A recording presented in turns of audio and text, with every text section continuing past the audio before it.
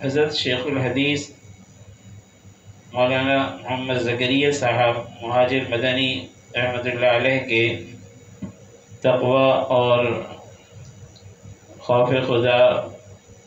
کے واقعات بیان ہو رہے تھے۔ ایک اور واقعہ اسی ذیل میں بیان کرتے ہیں جو مدرسے کی تنخواہ سے متعلق ہے، اور اس واقعے کو سمجھنے کی ضرورت ہے۔ اس کا حاصل اور خلاصہ یہ ہے کہ جیسا کہ آپ نے پہلے یہ سنا کہ مدرسے میں جو پیسہ آتا ہے وہ عوام کے چندے کا ہوتا ہے، تو محتمم یا ناظم اس کا مالک نہیں ہوتا۔ تو ہمارے اکابر اس چیز میں بہت احتیاط کرتے تھے کہ یہ پیسہ کسی طرح بھی ایسی جگہ پر صرف نہ ہو جائے جس کے لیے عوام نے یہ پیسہ نہیں دیا۔ پھر اس سے آگے بڑھ کر اور اونچے درجے کی احتیاط بعض اکابر کی یہ تھی کہ وہ تنخواہ ہی نہیں لیتے تھے، لیکن تنخواہ تو لینی چاہیے جیسا کہ مدرسے کا اصول ہے، اور تمام اکابرین تنخواہ لیتے رہے، لیکن بعض حضرات ایسے تھے کہ وہ تنخواہ کے بغیر ان کا دوسرا ذریعہ آمدنی تھا، تو انہوں نے تنخواہ مدرسے سے نہیں لی، بغیر تنخواہ کے ہی مدرسے میں خدمات انجام دیں۔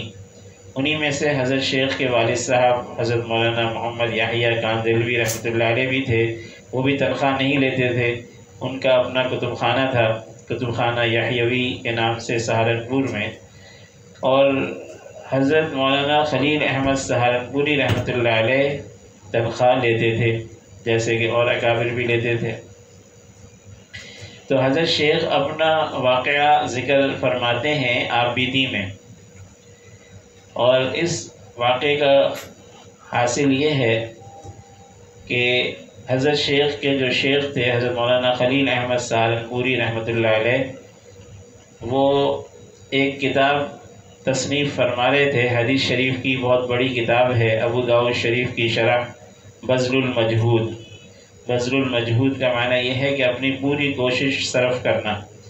اپنی پوری کوشش صرف کر کے انہوں نے حدیث شریف کی اس کتاب کی کئی ضخیم جلدوں میں بہت بڑی شرح لکھی حضرت مولانا خلیل احمد سہارنپوری رحمۃ اللہ علیہ نے، اور حضرت شیخ الحدیث صاحب رحمۃ اللہ علیہ اس زمانے میں جوان تھے، تو وہ حضرت کے ساتھ اس شرح کے اندر تعاون کرتے تھے، اور ہمارے اکابر کی جو تشریحات ہیں وہ بہت ہی زیادہ اعلیٰ اور بہت ہی عمدہ اور بارگاہ رسالت صلی اللہ علیہ وسلم میں مقبول ہیں۔ اس کا واقعہ میں ایک اور درمیان میں یاد آ گیا جو بیان کرتا ہوں کہ ہمارے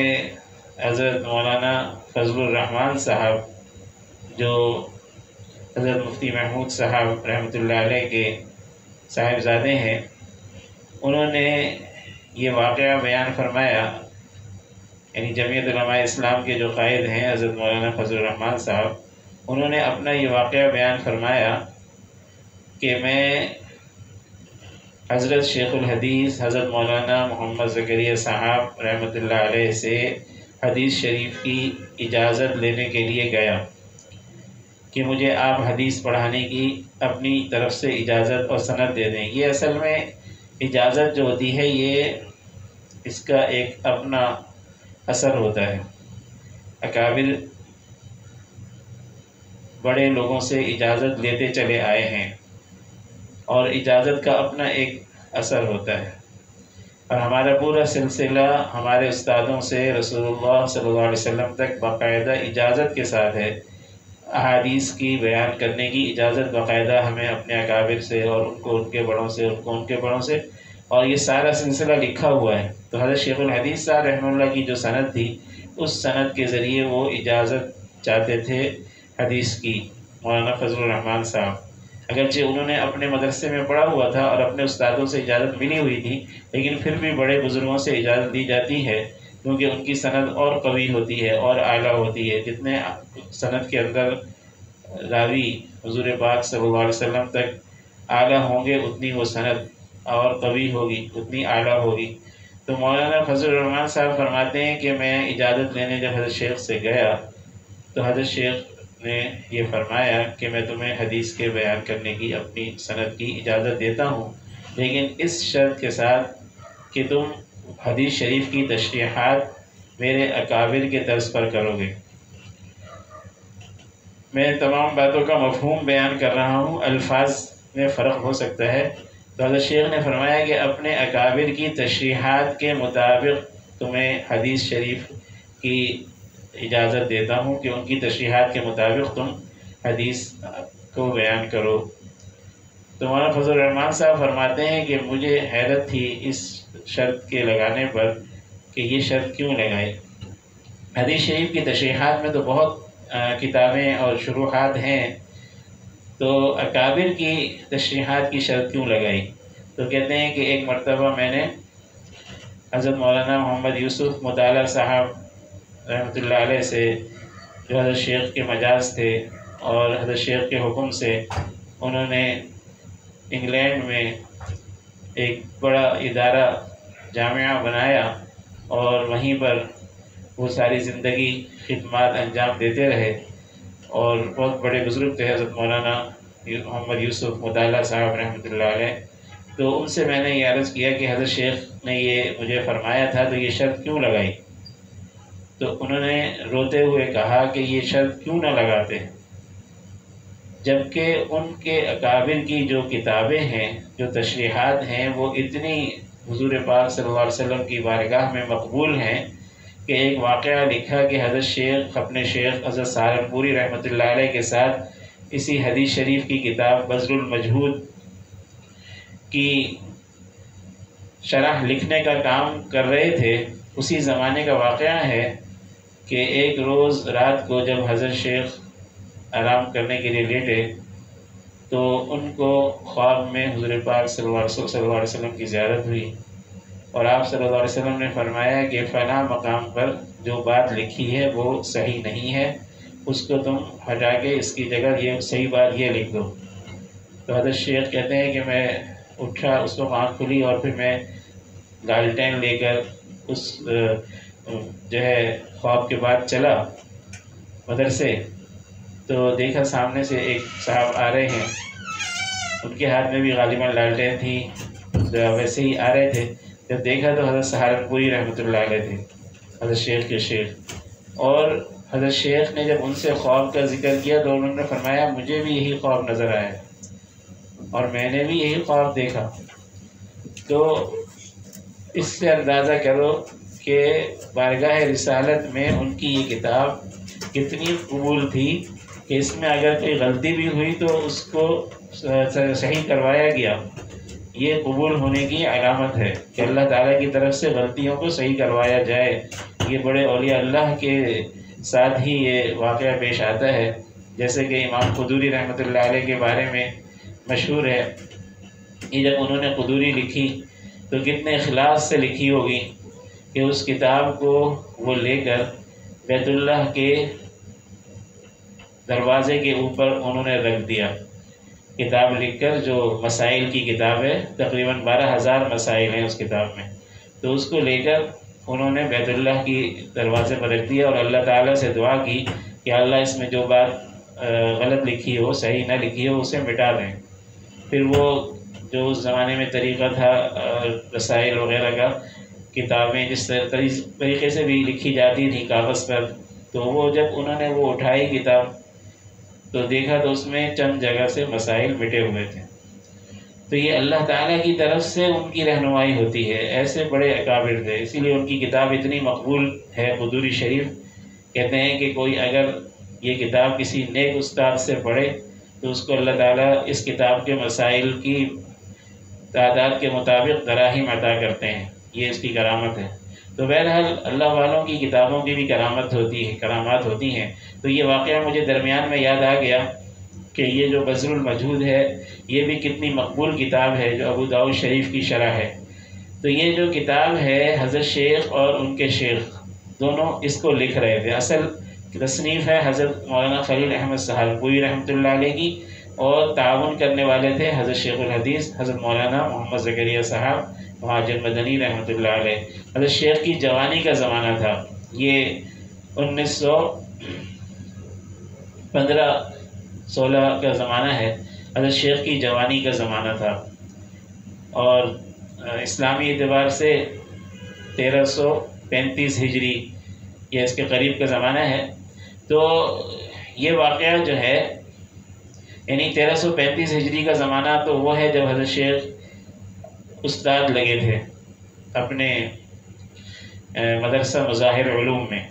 لیکن یہ واقعہ جو یہاں بیان ہو رہا ہے یہ واقعہ ہے 1344 ہجری کا، یعنی 9 سال بعد۔ تو 1344 ہجری یعنی 1924، آج سے پورے 100 سال پہلے، یہ 2024 چل رہا ہے تو 1924 کا واقعہ ہے، اور 1344 ہجری کا واقعہ ہے۔ اس کے قریب کا ہو سکتا ہے، آگے پیچھے کچھ مہینے ہوں۔ تو بہرحال تو اس وقت کا یہ واقعہ ہے کہ 1344 ہجری میں حضرت مولانا خلیل احمد سہارنپوری رحمۃ اللہ علیہ کا ہجرت کر کے مدینہ منورہ جانے کا ارادہ ہو گیا، اور گھر والوں کے ساتھ وہاں اہل و عیال ہجرت کر کے جانے کا۔ تو حضرت شیخ نے ان سے عرض کیا، حضرت یہ بذل کا کیا ہوگا، بذل المجہود کا کیا ہوگا، اب اس کا کام کیسے ہوگا، کیونکہ وہ مکمل نہیں ہوئی تھی اس وقت، اب تو مکمل ہو چکی ماشاءاللہ، چھپ چکی مختلف بڑے بڑے کتب خانوں سے۔ تو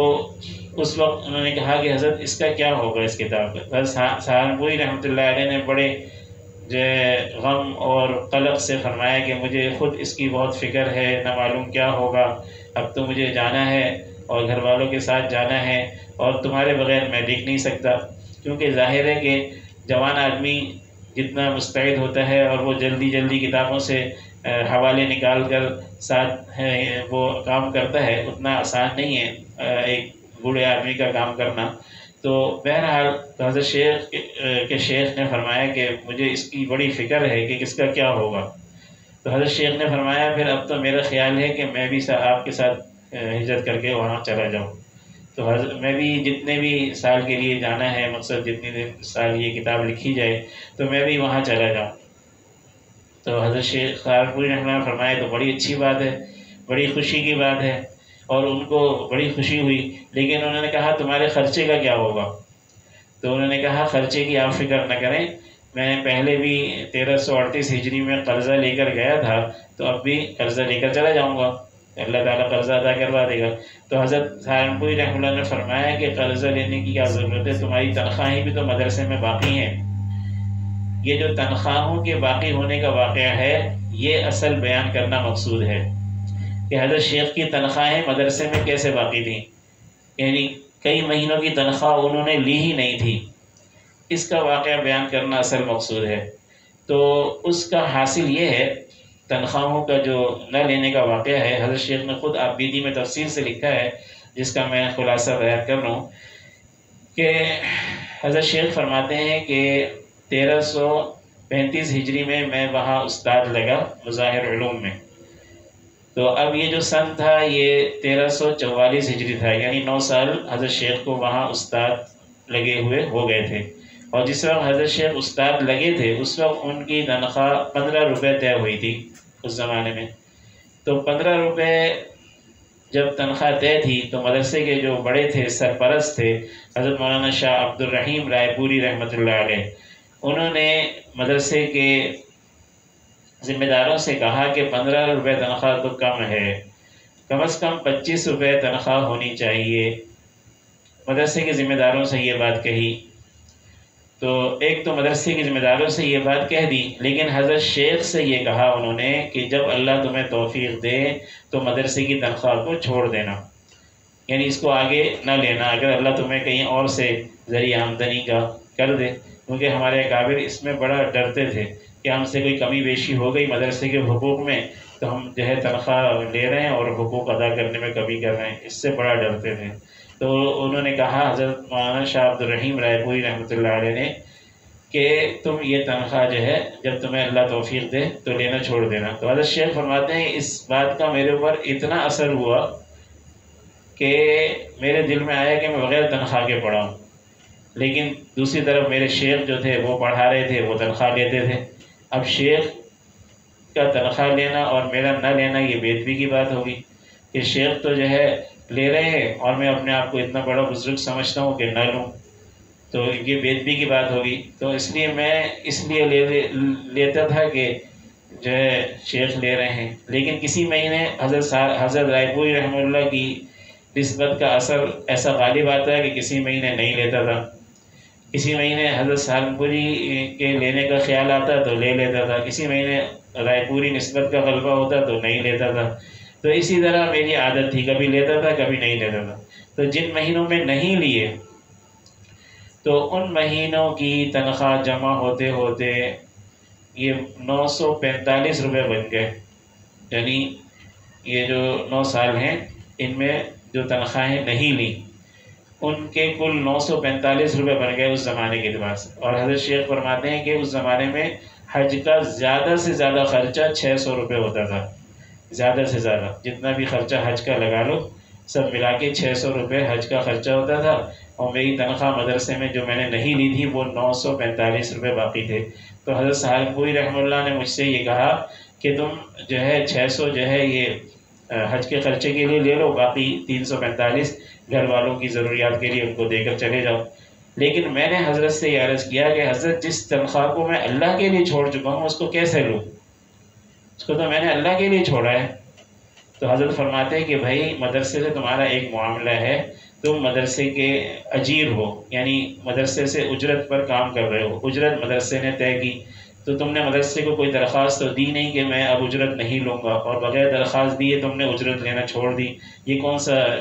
جائز ہے کہ تم ایک طرفہ معاملے کو ختم کر دو؟ جس سے معاملہ ہے پہلے اس سے معاملہ تو صاف کرو کہ بھائی میں اب تنخواہ نہیں لوں گا، بغیر تنخواہ کے پڑھاؤں گا۔ تم نے کوئی درخواست تو نہیں دی اور ویسے ہی تم نے اپنا معاملہ ختم کر دیا، اس لیے اب تمہارے لیے لینا جائز ہے۔ لیکن وہ یہی کہتے تھے کہ حضرت جب میں نے اللہ کے لیے چھوڑی ہے تو میں اب میرے لیے لینا کیسے جائز ہے؟ بہرحال اس کے بعد ہوا یہ کہ حضرت مدرسے کے ایک ناظم صاحب تھے، انہوں نے حضرت مولانا سالمپوری رحمۃ اللہ سے کہا کہ میں ان کو سمجھا دوں گا، لیکن وہ بھی حضرت شیخ کو نہ سمجھا سکے۔ پھر اس زمانے میں مدرسے کے جو سرپرست تھے حضرت حکیم الامت تھانوی رحمۃ اللہ علیہ، ان کو یہ مدرسے کی طرف سے یہ درخواست لکھی گئی کہ یہ مولانا زکریا صاحب حضرت مولانا خلیل احمد سالمپوری صاحب کے ساتھ یہ ہجرت کر کے، یہ ہجرت کا لفظ میں استعمال کر رہا ہوں، مقصد یہ ہے کہ یہاں سے حضرت جا رہے ہیں مدینہ منورہ، اور مدینہ منورہ جا رہے ہیں تو یہ 1.5 سال کی رخصت چاہتے ہیں مدرسے سے، 1.5 سال کی مدرسے سے رخصت چاہتے ہیں، اور ان کی کچھ تنخواہیں بھی رکی ہوئی ہیں وہ بھی دینے کی اجازت آپ عطا فرمائیں۔ یہ لکھا حضرت تھانوی رحمۃ اللہ کو جو سرپرست ہیں مدرسے کے۔ تو حضرت تھانوی رحمۃ اللہ علیہ بہت باریک بین تھے، ایک ایک چیز کی باریکی کا ان کے ذہن میں خیال رہتا تھا۔ تو انہوں نے جواب لکھا کہ رخصت تو بخوشی منظور ہے، اگر آپ جانا چاہتے ہیں اپنے شیخ کے ساتھ تو رخصت تو بخوشی منظور ہے، لیکن یہ جو تنخواہ ہے اس کا کیا مسئلہ ہے؟ بھائی اگر رجسٹر میں ان کا نام لکھا ہوا ہے اور انہوں نے وصول نہیں کی ہے تو پھر اس میں سرپرست سے پوچھنے کی کیا ضرورت ہے؟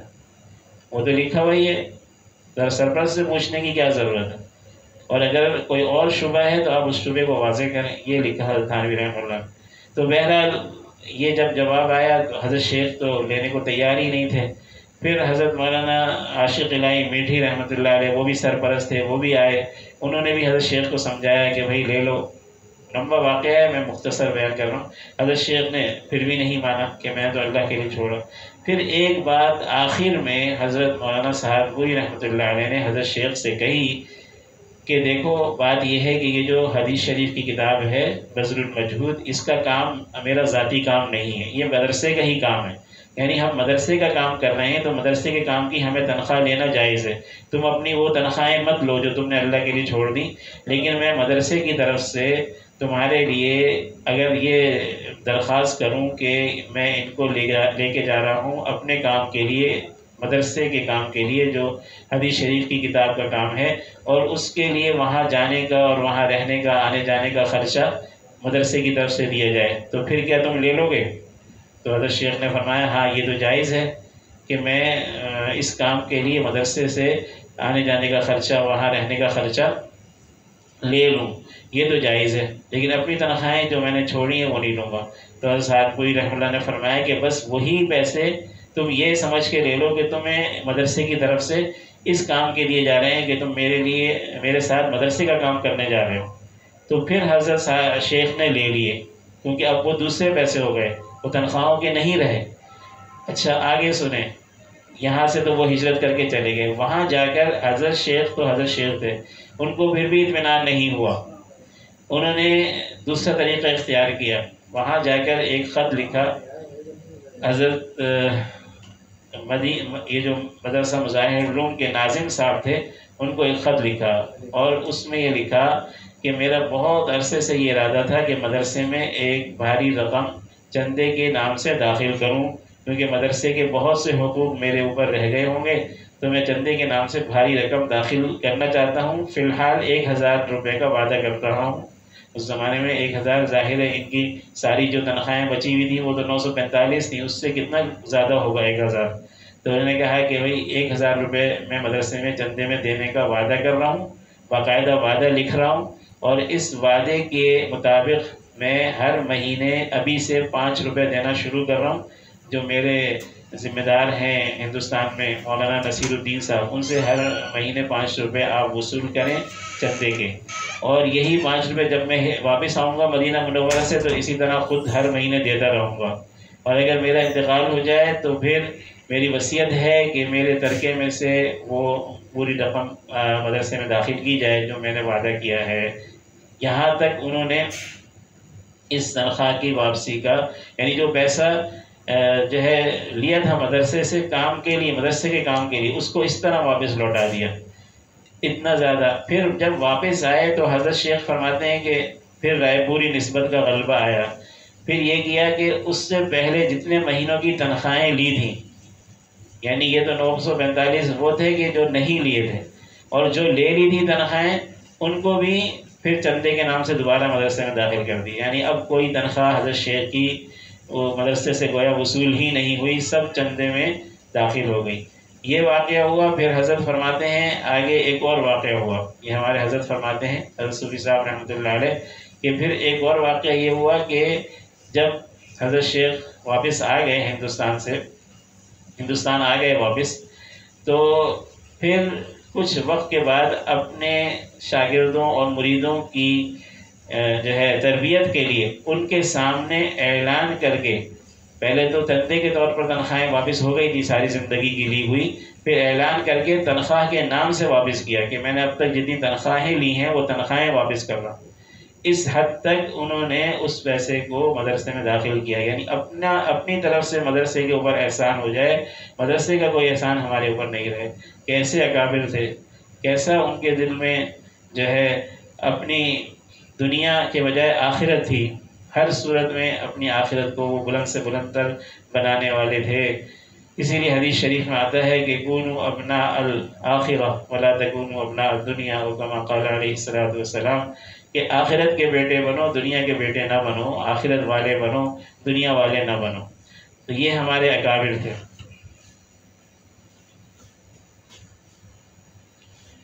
حضرت شیخ کے واقعات میں سے ایک واقعہ اور لکھا ہے، یہاں تو بہت سارے واقعات ہیں، ہم مختصر طور پہ چند واقعات پڑھ رہے ہیں۔ حضرت شیخ مدرسے سے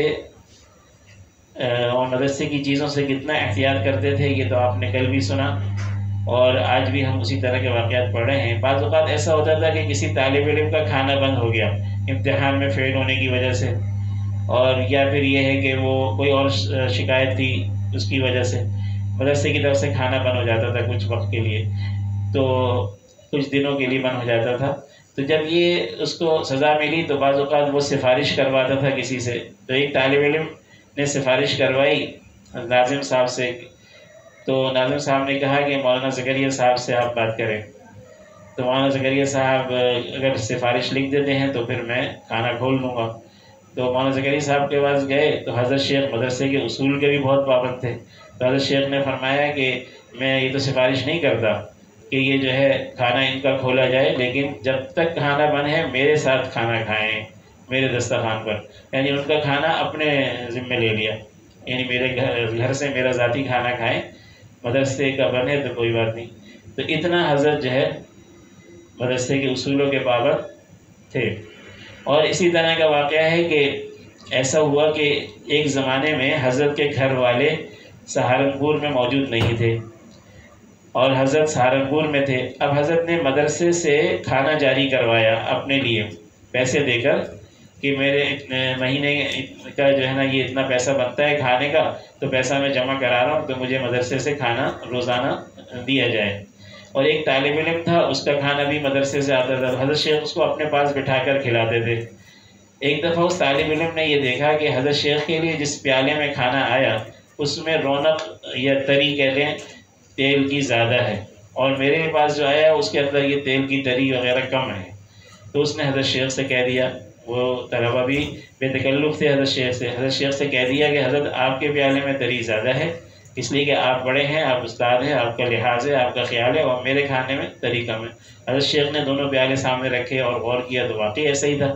تو حضرت شیخ نے کیا کیا کہ اس کے بعد اپنے نام سے کبھی بھی مدرسے سے کھانا منگوایا ہی نہیں، مدرسے سے اپنے نام سے کھانا منگوانا بالکل ہی بند کر دیا، بلکہ یہ کیا کہ کئی طالب علموں کے پیسے خود جمع کرا دیے، کہ کئی طالب علم جو ہے نا حضرت ان طالب علموں کے نام سے کھانا منگواتے تھے اپنے پیسوں سے، یعنی پیسے اپنے، کھانا طالب علموں کا، پھر انہی کے ساتھ شریک ہو جاتے ہوں گے۔ تو یہ حضرت کا جو ہے نا طریقہ تھا کہ حضرت نے اتنی احتیاط کی۔ قرآن کریم میں اللہ تعالیٰ کا ارشاد ہے، اعوذ باللہ من الشیطان الرجیم، وَمَن يُعَظِّمْ شَعَائِرَ اللَّهِ فَإِنَّهَا مِن تَقْوَى الْقُلُوبِ، جو اللہ کی یادگاروں کی تعظیم کرے تو یہ دل کے تقوی کی وجہ سے ہوتا ہے، یعنی جس کے دل میں پرہیزگاری ہو، جس کے دل میں خوف خدا ہو، جس کے دل میں تقوی ہو، تو وہ اللہ کی یادگاروں کی تعظیم کرتا ہے۔ شعائر اللہ کے معنی اللہ کی یادگاریں، اور اللہ کی یادگاروں سے مراد یہ ہے کہ وہ چیزیں کہ جن کے ساتھ اللہ کا نام لگا ہوا ہے، جیسے بیت اللہ، اللہ کا گھر، اسی طرح ولی اللہ، اللہ کا ولی، اسی طرح اللہ کے نام پر جو جانور ذبح کیے جاتے ہیں وہ بھی اللہ کے لیے ہوتے ہیں، اسی طرح نماز ہے، اذان ہے، یہ سب شعائر اللہ ہیں، یہ مسجدیں اللہ کا گھر ہیں، تو یہ سب شعائر اللہ ہیں، دین کی یادگاریں ہیں، ان کی تعظیم بھی تقوی کے اندر آتی ہے۔ تو اس سلسلے میں حضرت شیخ کے ادب کے بھی کچھ واقعات لکھے ہیں کہ اپنے بڑوں کا کتنا ادب تھا، کیونکہ یہ بھی دل کے تقوی کی علامت ہے۔ تو اس سلسلے میں لکھا ہے کہ حضرت شیخ کی جوانی کا اور کم عمری کا واقعہ ہے کہ وہ جس کمرے میں کام کرتے تھے سہارنپور میں، تو وہ کتب خانے کا ایک کمرہ تھا، اور اس سے آگے کچھ ایسا حصہ تھا جو خالی تھا، یعنی پہلی منزل کے اوپر کمرہ تھا اور کمرے کے بعد خالی حصہ تھا اور پھر آگے سیڑھیاں تھیں۔ تو جو خالی حصہ تھا اس کے نیچے حضرت سہارنپوری کا کمرہ تھا، ان کے شیخ کا۔ تو حضرت شیخ کو اپنے کمرے سے سیڑھیوں تک جانے میں حضرت سہارنپوری رحمۃ اللہ علیہ کے کمرے کے اوپر سے گزرنا پڑتا تھا۔ تو اس وقت اپنی کم عمری میں ہی حضرت شیخ کو ادب اتنا تھا اپنے شیخ کا کہ اس کمرے کے اوپر سے بھی نہیں گزرتے تھے، ساتھ میں جو منڈیر ہوتی ہے دیوار اس کے اوپر سے گزرتے تھے، اتنا اپنے شیخ کا ادب کرتے تھے۔ اور ان کے والد صاحب بھی کہتے تھے کہ یہ اپنے شیخ کا صحیح ادب کرتا ہے، دل سے ادب کرتا ہے۔ تو یہ جو ادب ہے یہ کوئی حکم نہیں ہے کہ آدمی شیخ کے کمرے کے اوپر سے بھی نہ گزرے، یہ کیفیت ہوتی ہے، جس کے اوپر یہ کیفیت طاری ہو جائے اس کو اس پر عمل کرنا چاہیے، ہر ایک کے لیے یہ حکم نہیں ہوتا۔ اسی طرح بہت سارے واقعات حضرت شیخ کے تقوی کے، تواضع کے، ادب کے، اور اسی طرح خوف خدا کے اور اپنے آپ کو کچھ نہ سمجھنے کے یہاں پر مذکور ہیں۔ جو صاحب چاہیں اس کتاب کو اپنے مطالعے میں رکھیں اور سمجھ کے پڑھیں، کیونکہ بعض چیزیں سمجھ میں نہیں آتی ہیں، اس لیے ان کی تشریح کی ضرورت ہوتی ہے۔ اللہ تعالی ہمیں اس کتاب کی اور اپنے اکابر کی قدر کرنے کی توفیق عطا فرمائے، اور ان چیزوں پر ہمیں عمل کرنے کی توفیق عطا فرمائے۔